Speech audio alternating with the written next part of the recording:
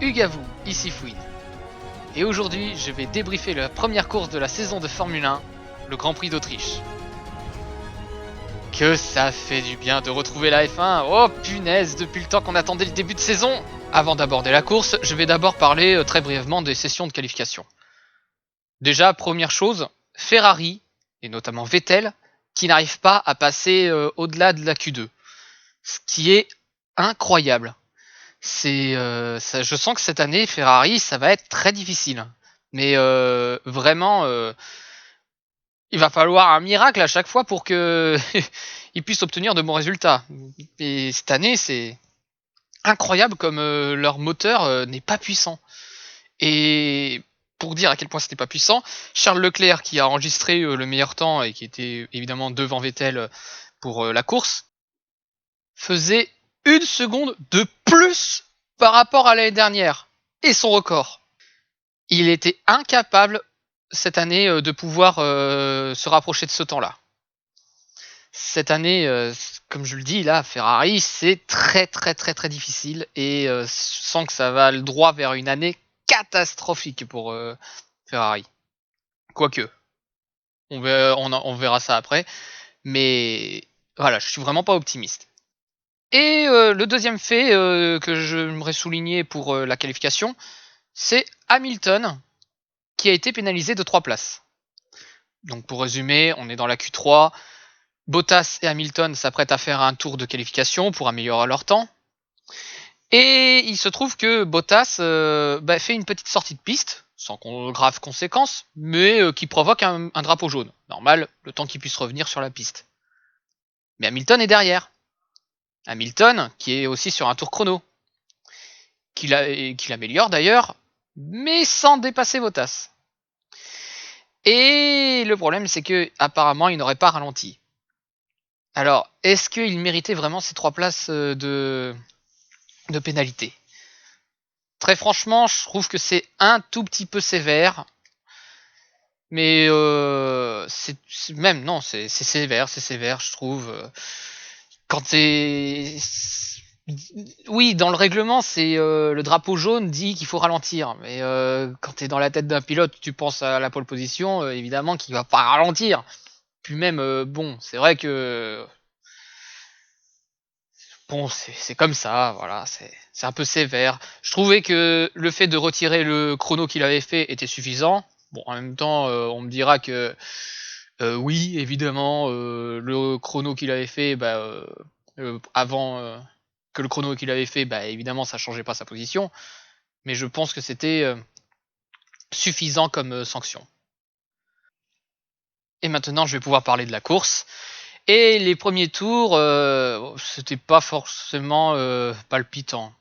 On voyait très bien que les Mercedes allaient faire 1 et 2. À ce moment-là, on se dit, ouais, super, il va pas y avoir de suspense. Les Mercedes vont dominer et vont même dominer le championnat. Super, youhou, quel suspense. Ça me rappelle vachement 2019.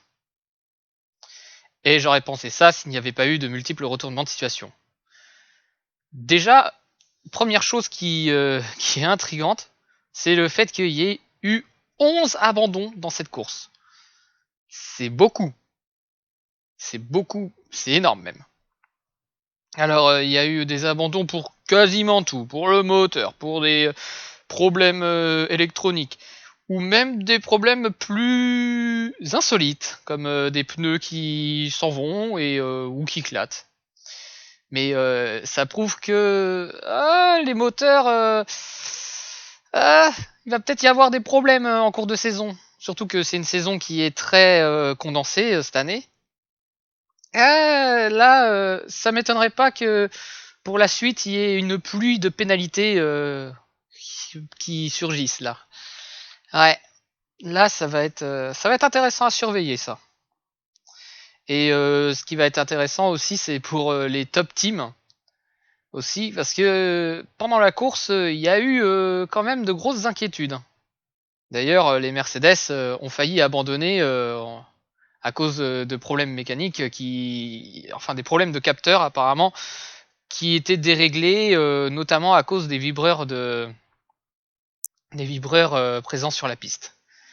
Alors là, c'est vrai que c'est assez intriguant, je ne sais pas trop ce que c'était comme problème, mais apparemment c'était suffisamment sérieux pour qu'ils envisagent apparemment de les faire arrêter tous les deux. Heureusement qu'ils les ont pas fait arrêter parce que d'un côté, ils auraient perdu gros. Mais c'est vrai que c'est un risque intéressant, mais c'est vrai que c'est un peu flippant. Et je crois qu'il vaut peut-être mieux pas savoir ce que c'était, hein. mais quand même. Bref, je m'égare un peu. Oui, donc oui, 11 abandons, c'est énorme. Et les plus gros perdants, c'était Red Bull. Alors il y a As aussi qui a perdu ses 2 voitures, mais bon, en même temps, As, je suis désolé de le dire, mais c'est pas une voiture compétitive, hein. Bon, ça, euh, c'est triste à dire.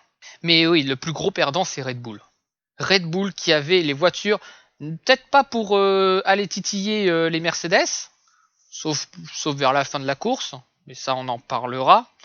Mais ils étaient suffisamment bons, je pense, pour obtenir au moins le podium ou faire 3 et 4 même. C'était largement faisable. Mais voilà, un moteur, un problème électronique, pardon. Un problème électronique, on a décidé autrement pour Verstappen et Albon. On sait ce qui s'est passé. On en reparlera tout à l'heure. Bref, revenons sur le fil de la course. Donc les premiers tours, Mercedes domine, ouais, super. Puis il y a eu un problème pour Magnussen, qui visiblement ne pouvait plus trop bien freiner. J'ai pas trop compris sur l'instant ce qui s'était passé, parce que tu le voyais tirer tout droit comme ça, c'est vrai que c'est un peu surprenant. Mais s'il tire tout droit, c'est qu'il avait une bonne raison, et malheureusement, bah oui, c'est qu'il avait plus de frein. D'ailleurs, Romain Grosjean abandonnera après sur problème de frein, mais c'est sûr que c'est pas évident. Du coup, comme je le disais, Magnussen provoque une safety car. La course se déroule normalement. Ensuite, il y a la reprise, et là, Vettel. Ah là là, mais comment défendre Vettel? Plus on avance, plus il est indéfendable. Franchement, c'est une catastrophe, Vettel. Cette année, déjà que l'année dernière, il cumulait les erreurs grossières, mais là, non, encore une fois, il fait une erreur, mais grossière. Voilà, on ne peut pas dépasser à cet endroit-là. On ne peut pas dépasser, c'est impossible. Surtout qu'il y avait une voiture sur le côté. Sainz pouvait pas se décaler plus. Qu'est-ce qu'il espérait, cogner la voiture ou Bon, il n'a pas touché Sainz, mais de toute façon, il a redémarré loin derrière. Et il était incapable de remonter, mais vraiment incapable. S'il marque un point, il peut remercier vraiment les concours de circonstances, hein. Mais très franchement, Vettel cette année, c'est catastrophique. C'est pas un bon début de saison, et malheureusement, je pense que cette saison pour Vettel va être très compliquée. Surtout avec le coéquipier Charles Leclerc qui, je pense qu'officiellement il est pilote numéro 1, ou officieusement, même s'ils le diront pas, mais je pense très franchement que Ferrari privilégie, et je pense qu'ils auront bien raison, Leclerc. Leclerc qui d'ailleurs est auteur d'un miracle.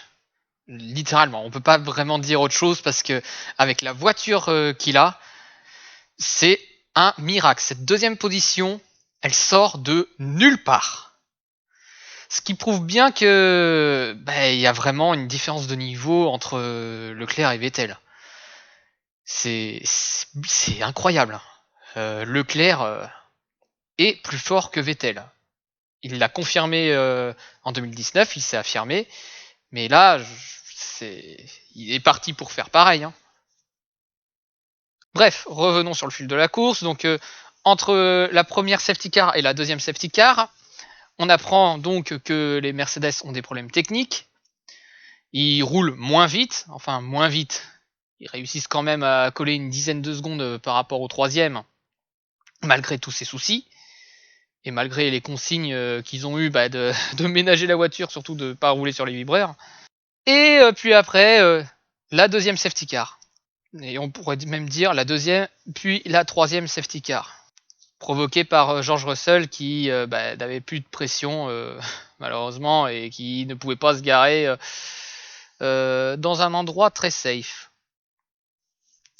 Et du coup, lors de la reprise, surtout la deuxième reprise avec Alexander Albon qui entre avant que la troisième safety car arrive, réussit de justesse à dépasser une McLaren. Vraiment de justesse, hein, parce que d'ailleurs si ça a repris un peu tardivement après la troisième safety car, c'est qu'il voulait vérifier si il avait dépassé avant l'annonce de la safety car ou après. D'ailleurs voilà, c'est pour ça que ça a pris un peu de temps. Mais du coup, ça laissait une grosse occasion pour Albon d'aller chercher le podium et voire même avoir une victoire. Et puis là, il y a ce fameux accrochage. Accrochage avec Lewis Hamilton. Encore. Comme au Brésil en 2019. Est-ce qu'il est responsable ? Oui. Hamilton est 100% responsable. Même si c'est vrai que il a vraiment pas fait exprès. Hein. Ça m'étonnerait qu'il l'ait fait exprès. C'est vrai que le fait qu'il ait eu que 5 secondes de pénalité, ça peut paraître vraiment très peu, compte tenu de ce qui est arrivé à Albon, qui a redémarré dans les dernières positions. Mais oui, Hamilton est 100% responsable. Même s'il a tout fait, hein, il a tout fait pour éviter de le cogner. Hein. Il tournait à droite, il pouvait pas tourner plus.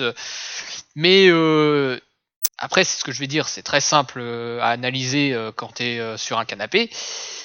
Mais il aurait dû freiner. Il aurait dû le laisser passer, il aurait dû abandonner sa place. C'est très facile à dire, très facile à analyser quand tu es sur un canapé, encore une fois. Et du coup, oui, mais c'est impossible de se mettre dans la tête du pilote de toute façon. Quand tu es dans la course, tu penses aux meilleures positions. C'est très difficile, hein, j'imagine, de laisser passer quelqu'un. Hein, se faire dépasser, c'est pas agréable, surtout par l'extérieur. Mais oui, il aurait dû freiner. Ensuite, après ça, bon, Bottas arrive premier, c'est logique, et Hamilton, avant prise en compte de sa pénalité, arrive deuxième. Et puis c'est là que je me rends compte que je n'ai pas vraiment parlé du peloton entre la troisième et la, on va dire, 8e place. Il y a eu une animation de dingue. J'allais dire les Mercedes, mais à chaque fois je confonds avec McLaren des fois, ou même, on pourrait dire même les Racing Point qui sont des Mercedes techniquement, mais bon, ça c'est un autre sujet, les Mercedes roses. Bref, les Racing Point et les McLaren qui ont animé la course, il y a eu énormément de dépassements, il y a eu énormément de chamboulements, énormément d'actions, pour moi, ces écuries peuvent faire jouer les troubles faits. Hein. D'ailleurs, Norris a joué les troubles faits en ce qui concerne le meilleur temps. En même temps, c'était légitime hein, s'il voulait chipper la place d'Hamilton. Évidemment qu'il allait le faire. Les McLaren et les Racing Point, pour moi, sont deux écuries à surveiller. D'ailleurs, leurs pilotes sont à surveiller aussi. Hein. C'est vrai que Stroll, lui, il n'a pas pu prouver parce que justement, il a souffert des problèmes de capteurs qu'ils ont rencontrés après les Mercedes. Que bizarrement, les Williams n'ont pas eu, mais bon, en même temps, les Williams, malheureusement, voilà, c'est de la figuration, hein, c'est triste à dire, mais bref. S'il y a bien des pilotes à surveiller cette année, c'est bien dans ces deux écuries. Parce que je pense que, très franchement, même s'ils vont peut-être pas tout le temps embêter les Red Bull, ça peut être suffisamment... Voilà, ils peuvent jouer suffisamment les troubles faits. Donc, à surveiller. Et voilà pour ce qui s'est passé durant la course, ce que j'ai retenu principalement. Et pour en faire un rapide résumé, la course était promise aux Mercedes, mais un incroyable concours de circonstances a un petit peu chamboulé les plans. Et ça a profité notamment à Ferrari, surtout à un pilote, Charles Leclerc. Et maintenant, je vais faire un rapide récapitulatif sur chaque pilote. Verstappen n'a pas pu prouver malheureusement qu'il était un bon pilote sur cette course. Dommage, on verra pour la prochaine. Daniel Ricciardo, bah, manque de bol, voilà, pareil. Hein. Il ne peut pas lutter pour les points, c'est dommage, alors qu'il en est parfaitement capable. Stroll doit encore faire ses preuves, mais je pense qu'il pouvait largement lutter pour les points. Magnussen, bah, je pense que ça va être dur avec le véhicule qu'il a. Pareil pour Grosjean, ça va être très dur. Même si je pense qu'ils seront capables après de pouvoir peut-être potentiellement lutter pour allez, le milieu de peloton. George Russell, avec une meilleure voiture, il pourrait faire de grandes choses, mais malheureusement, là, il essaie juste de ne pas être dernier, ce qui est triste, hein, parce que George Russell, on l'a vu lors des compétitions e-sport avec d'autres pilotes. C'est pas un manche, hein, c'est même un champion de F2, donc c'est triste pour lui. Franchement, il mérite tellement d'avoir une meilleure voiture, mais c'est comme ça. Kimi Raikkonen, bon, lui, avec la voiture qu'il a cette année, ça va être dur, mais ça ne l'empêchera pas de tout mettre en œuvre pour être dans les meilleures positions, même si je pense très franchement que ça va être une lutte avec les Williams. Hein. Alexander Albon, gros potentiel, très franchement, il peut y arriver, il peut faire une superbe course. Juste pas de bol qu'il y ait eu cet incident avec Hamilton. Daniel Kiat, il peut prouver aussi pareil qu'on peut compter sur lui. Il peut lutter dans les points. Il peut même faire un petit peu office de trouble fête. Les AlphaTauri, d'ailleurs je l'ai pas dit, eux aussi ils sont dans les troubles fêtes. Donc à surveiller. Nicolas Latifi, ça va être dur. Hein, faut bien avouer que sa course n'était vraiment pas bonne du tout. Hein. D'ailleurs, je ne l'ai pas précisé, mais dans les qualifications, par rapport au 19e, il a fait facilement au moins une demi-seconde d'écart. C'est beaucoup pour la F1, malheureusement. Après, il prend ses marques, mais voilà. Il faudra vraiment qu'il s'améliore par la suite. Sébastien Vettel. Bon, est-ce que j'ai besoin de préciser qu'il est de plus en plus décevant et qu'il a intérêt à vite sortir de cette spirale infernale? Ouais. Anthony Giovinazzi, avec le véhicule qu'il a, déjà c'est déjà pas mal qu'il ait réussi à lutter contre Sébastien Vettel.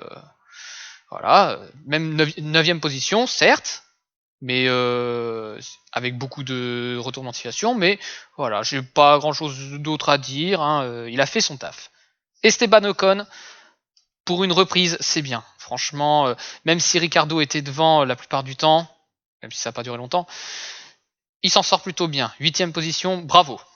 Pierre Gasly, 7ème, pareil, il s'en sort très très bien. 7ème position, il peut même jouer les troubles fêtes, c'est très bien.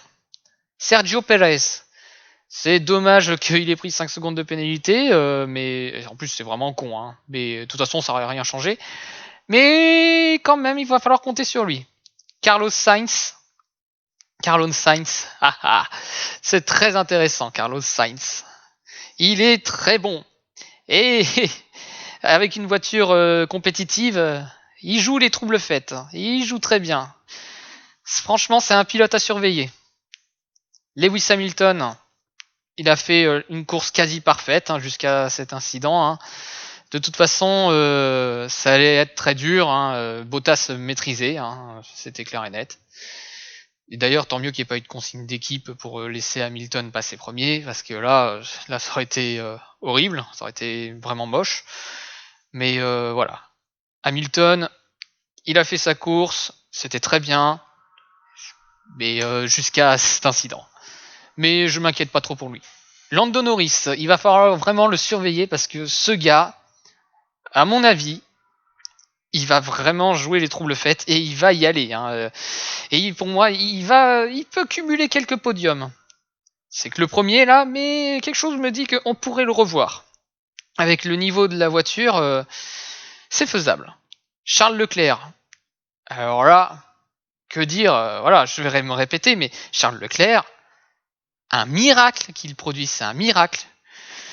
Pas sûr qu'il puisse le reproduire sur les autres courses. À mon avis, c'est celui qui va limiter le plus la casse Même si, voilà, la deuxième place aujourd'hui fait office de cache-misère. Mais malheureusement, voilà, il va tout faire pour limiter la casse, mais ça va pas être facile. Et c'est dommage parce que Charles Leclerc mérite vraiment d'être dans les premières positions. Et Valtteri Bottas, pour moi, cette année, il doit prouver qu'il peut potentiellement être l'un des prétendants au championnat. Alors, qu'on se le dise tout de suite, Valtteri Bottas, il est vice-champion du monde. Voilà, on pourrait dire que c'est grâce au véhicule. Oui, d'un côté, c'est grâce au véhicule, c'est grâce à son pilotage. Il est peut-être moins bon que Hamilton, mais c'est quand même le second pilote parfait. C'est celui qui ne va pas embêter l'équipe, qui est suffisamment coopératif et qui a, on va dire, de plutôt bons résultats. Il fait le taf, tout simplement. Il fait le taf. Valtteri Bottas fait le taf. C'est vrai que il mériterait quand même un peu plus de reconnaissance, je pense. Parce que j'ai pas l'impression que Bottas est reconnu à sa juste valeur. Très franchement, ça peut être un début pour Bottas, un début de compétition avec Hamilton. On verra ce que ça donnera au Grand Prix de Styrie, deuxième Grand Prix d'Autriche. Mais pour moi, Valtteri Bottas est un concurrent potentiellement sérieux si Mercedes n'interfère pas dedans. Mais bon, à voir. Et voilà pour le petit bilan sur les pilotes, sur ce que j'en pense. Allez, exceptionnellement, avant de se quitter, on va faire un petit pronostic sur le Grand Prix de Styrie qui se trouve être le deuxième Grand Prix d'Autriche. Je pense très franchement que ce sera très différent, qu'il y aura certainement moins de retournements de situation, même si j'en demande. Mais s'il y a moins de retournements de situation, ça veut dire que pour moi, c'est les Mercedes qui vont être 1 et 2. Les Red Bull peuvent prétendre entre la 3e et la 5e position, je pense. Et derrière, ça se battra peut-être un petit peu avec Renault, qui a quand même un bon niveau, même si c'est pas exceptionnel. Mais surtout avec McLaren et les Racing Point. Et allez, peut-être une Ferrari. Vous imaginez quel pilote je pense pour Ferrari, pour la lutte.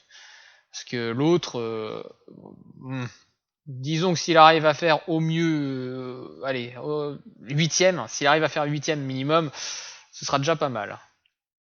Et après, derrière, bon, bah, ça va être une lutte pour les dernières positions. Hein. As, je les imagine pas vraiment dans les points. Si ça se trouve, ouais, s'ils réussissent, ce sera soit un concours de circonstances, soit c'est que je me suis complètement gouré. Ça veut dire qu'ils ont une voiture plutôt performante. Mais là, non. Là, non. D'ailleurs, j'ai oublié les AlphaTauri. Ben oui, elles peuvent aussi jouer, allez, 10e place dans les points. Allez, aussi dans les points. Mais par contre, en ce qui concerne les Alfa Romeo et Williams, ça sera une lutte pour ne pas être dernier, malheureusement. Voilà. Bon, bah c'est sur ça qu'on va se laisser. Hein, et surtout, n'hésitez pas à commenter, liker la vidéo si cela vous a plu. Dans les commentaires, n'hésitez pas à dire ce que vous pensez de la course d'Autriche, ce que vous imaginez ce qui va se passer pour le Grand Prix de Styrie, ou bien tout simplement faire des petites suggestions, par exemple sur le format, sur comme ce qui devrait être amélioré, ou ce que vous aimeriez voir plus en avant. Voilà, pour le coup, c'est le premier épisode, un épisode un peu pilote. Trop drôle. C'est une bonne vanne. Et voilà, mais sur ce, autrement, je vous dis ciao.